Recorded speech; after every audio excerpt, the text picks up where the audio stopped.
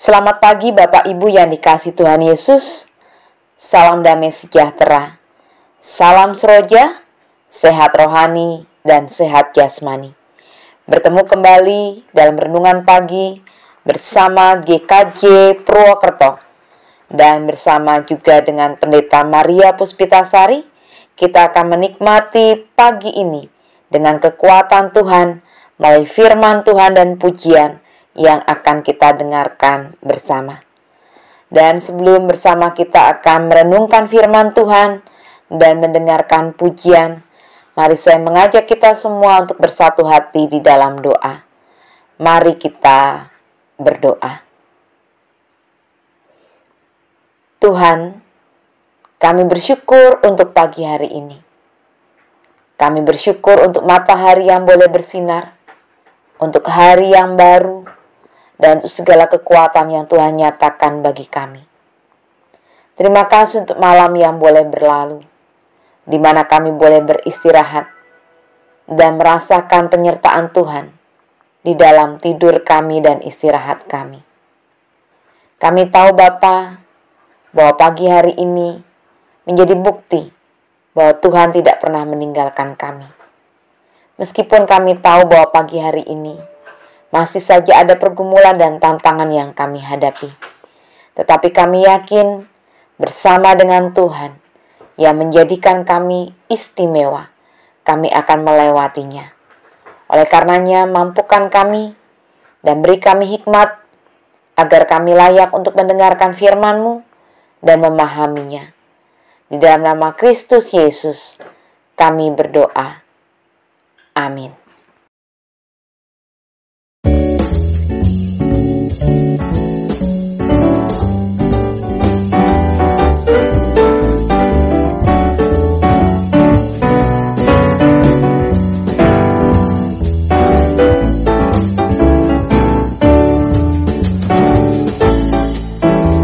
Istimewa bukan karena katamu, aku istimewa bukan karena kau puji, bukan karena kuat dan hebatku.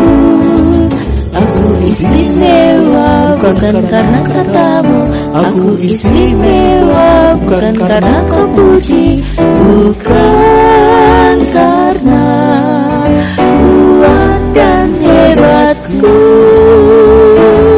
Aku istimewa, kata Yesus. Ku berharga, Alkitab mengatakan. Aku istimewa, kata Yesus. Ku diberi bukan dengan emas perak, tapi darah Yesus.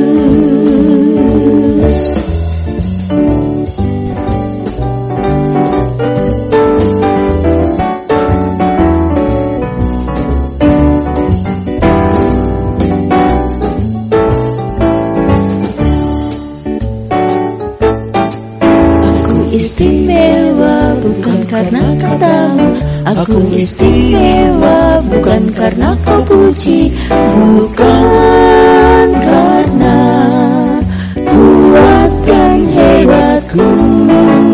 Aku istimewa bukan karena katamu, aku istimewa bukan karena kau puji, bukan karena kuat dan hebatku.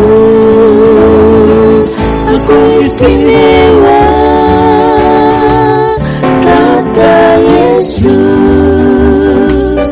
Ku berharga, Alkitab mengatakan. Aku istimewa, kata Yesus. Ku diberi bukan dengan emas perak, tapi darah Yesus.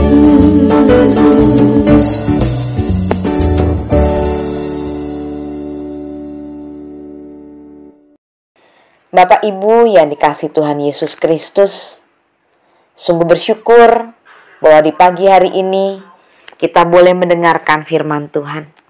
Dan firman Tuhan yang akan kita renungkan bersama diambil dari kitab Injil Matius pasal 18 ayat 12 sampai dengan ayat 14 yang demikian. Bagaimana pendapatmu jika seorang mempunyai 100 ekor domba dan seekor di antaranya sesat? Tidakkah ia akan meninggalkan yang 99 ekor di pegunungan dan pergi mencari yang sesat ini? Dan aku berkata kepadamu, sesungguhnya jika ia berhasil menemukannya, lebih besar kegembiraannya atas yang seekor itu daripada atas yang ke-99 ekor yang tidak sesat. Demikian juga Bapamu yang di surga tidak menghendaki supaya seorang pun dari anak-anak ini hilang. Demikianlah firman Tuhan. Yang berbahagia adalah kita yang senantiasa mendengarkan dan merenungkan firman-Nya serta diberikan kekuatan untuk melakukannya dalam kehidupan sehari-hari. Amin. Bapak Ibu yang dikasihi Tuhan Yesus, saat ini kita memasuki Minggu Advent yang kedua. Kita semakin menghayati bagaimana menyambut kedatangan Dia. Yohanes menjadi pembuka jalan, meratakan tanah yang berliku-liku dan juga berlubang, agar kedatangan Kristus dengan kasih-Nya boleh kita rasakan. Dan Yohanes Pembaptis mengajak kita menyambut Dia dengan ajakan untuk bertobat, agar firman yang menjadi manusia boleh nyata kita rasakan dalam hidup kita. Dan biarlah bagaimana menyambutnya, kita akan belajar dari kitab Injil Matius yang kita sudah baca bersama. Bapak Ibu yang dikasihi Tuhan Yesus, serta saudara-saudaraku yang terkasih, pernahkah kita mengalami pengalaman ditinggalkan, tidak dianggap, disepelekan, tidak dihargai, dilupakan, tidak didengar, tidak diakui, atau tidak dilibatkan? Pernah Bapak Ibu mengalami hal seperti itu? Apa yang Bapak Ibu rasakan?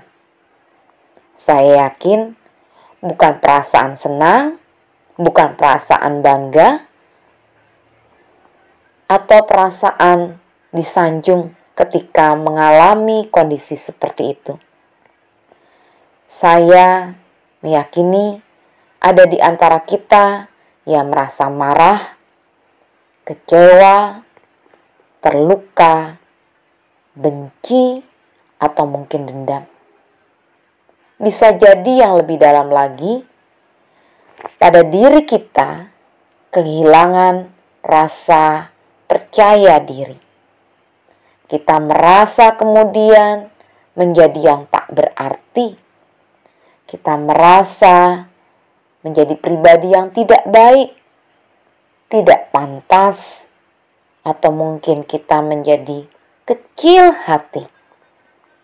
Tetapi dari bacaan ini, kita belajar bahwa seperti apapun kita, bahkan ketika kita berada dalam keterpisahan dengan rombongan kita, dalam kelompok kita, dalam komunitas kita, Tuhan tidak pernah mendiamkan dan membiarkan.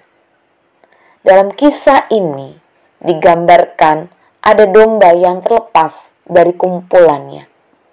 Bisa jadi domba itu tidak mengikuti jejak rombongannya. Bisa jadi domba itu mengambil jalan yang lain dibandingkan dengan rombongannya. Bisa jadi juga domba itu menganggap pilihan jalannya lebih baik dari kesepakatan bersama dengan banyak orang. Dan kita lihat domba yang dikategorikan sebagai binatang yang lemah, tak berdaya, tidak punya daya pertahanan, dan sebetulnya hidupnya berkelompok, bergelombol dengan yang lain, terpisah. Dan akibat keterpisahan itu, ia pun tersesat. Dan digambarkan bagaimana Yesus, Tuhan, sebagai Sang Gembala, tidak membiarkan yang satu tersesat dan lebih menyelamatkan yang 99 dan lebih nyaman berkumpul dengan yang 99. Sebagai Sang Gembala, ia tetap bertanggung jawab mencari yang tersesat, meski jumlahnya lebih sedikit dibandingkan mereka yang berada pada kondisi yang nyaman. Apa yang menyebabkan Gembala Sang Kristus itu mencari yang satu? Bukankah jikalau dibandingkan dengan jumlah, yang satu tidak ada apa-apanya dibandingkan yang 99? Bisa jadi juga jikalau dibandingkan dengan keadaan, bisa jadi yang satu itu sudah dalam kondisi yang tidak baik. Pilihan mungkin yang tidak tepat, mengambil kepentingan sendiri, dalam pemikiran sendiri. Tetapi bagi Sang Gembala, meskipun jumlahnya tidak besar, meskipun hanya satu, tetapi tetap berarti. Karena satu ekor tetaplah istimewa. Dalam keterlukaan, di dalam keterpisahan, tetap istimewa. Sama seperti diri kita. Kita itu tetap istimewa di hadapan Tuhan. Kita tetap berharga di hadapannya. Meskipun kita punya banyak kelemahan, meskipun kita mungkin banyak berpikir dengan kepentingan dan berpusat pada diri kita sendiri, tetapi kita istimewa. Oleh karenanya, jangan mudah menjadi kecil hati ketika kita ditinggalkan, tidak dianggap, disepelekan, tidak dihargai, dilupakan, tidak didengar, dan tidak dilibatkan. Tetapi berbaliklah untuk mendengar suaranya yang memanggil nama kita untuk kembali dalam kelompok dan rombongan yang dipimpin oleh Sang Gembala. Karena kita istimewa. Dengan kembali mendengar suaranya, kembali untuk bersedia dipeluk kembali oleh kasih setianya, kita tengah menghargai diri kita sendiri adalah istimewa, berharga di hadapannya. Oleh karena itu,